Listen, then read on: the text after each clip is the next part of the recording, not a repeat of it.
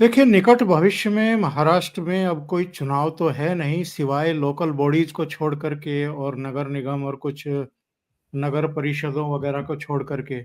कोई बड़े चुनाव नहीं है, लोकसभा चुनाव भी नहीं है, विधानसभा चुनाव भी नहीं है और जिस तरह के राजनीतिक हालात हैं, सिचुएशंस हैं, उसमें कई थॉट चल रहे हैं, कई चर्चाएँ चल रही हैं और चर्चाएँ तब से ज़्यादा शुरू हुई हैं जब शरद पवार का 85वाँ जन्मदिन था और अजित पवार, प्रफुल्ल पटेल और दूसरे इनके संगी साथी सभी सिल्वर ओक गए थे और वहाँ अ, शरद पवार से आशीर्वाद लिया था पैर छू करके।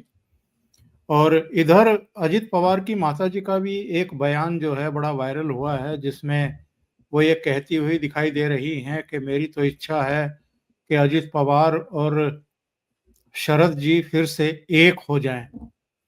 अच्छा, संकट ये है सबसे बड़ा शरद पवार के लिए कम से कम हुँ, कि वो ज़्यादा देर तक कभी पावर से दूर रहे नहीं हैं।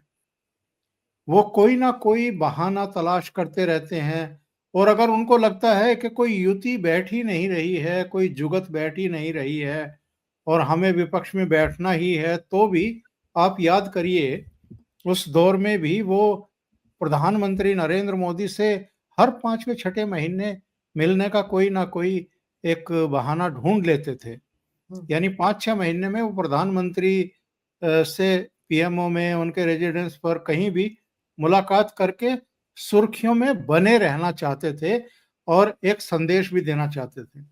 संकट दूसरा भी है। संकट ये है कि जितने इनके उद्योग धंधे हैं, जितना इनका व्यवसाय फैला हुआ है पवार फैमिली का, हुँ, अब मोस्टली बिना सरकार के, बिना सरकारी विभागों के, कॉर्पोरेशन के, वो 2 कदम आगे नहीं बढ़ेंगे। तो इनको कदम-कदम पर जो है वो सरकार की मदद की ज़रूरत चाहिए, उसका समर्थन चाहिए, सहयोग चाहिए, उसका आशीर्वाद चाहिए। शरद पवार और उनकी बाकी फैमिली के लिए इसको आप अ,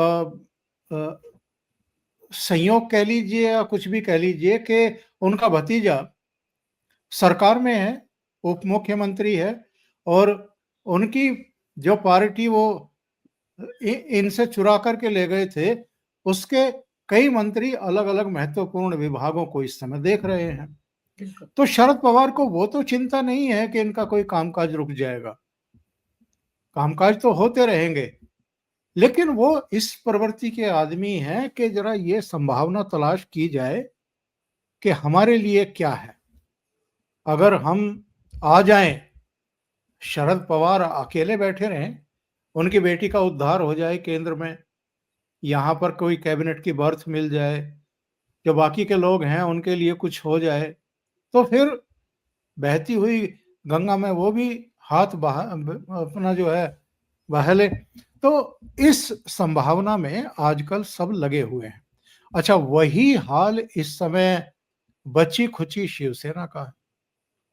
जब लोकसभा चुनाव हुए थे तब तो थोड़ा-सा इन्होंने कॉलर खड़े किए थे और शरद पवार की भी भृगुटी तनी हुई थी, गर्दन भी टेढ़ी थी, कॉलर खड़े करके बात करते थे।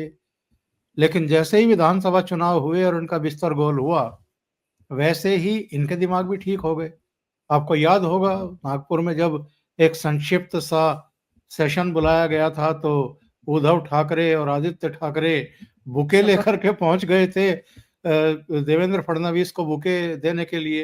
हुँ, और इनके चुनाव के समय के जरा बयान उठा करके देख लीजिए, चाहे नरेंद्र मोदी हो, अमित शाह हो, देवेंद्र फडणवीस हो, किनके खिलाफ इन्होंने क्या नहीं बोला। और इनको तो जब से ये 40 एमएलए एकनाथ शिंदे के नेतृत्व में टूट करके आए थे, तब से गद्दार से कम तो इनको वो कोई उपाधि देते ही नहीं थे। बिल्कुल। तो लेकिन इधर जो संकट है, वो सबसे बड़ा संकट अब वो है बीएमसी।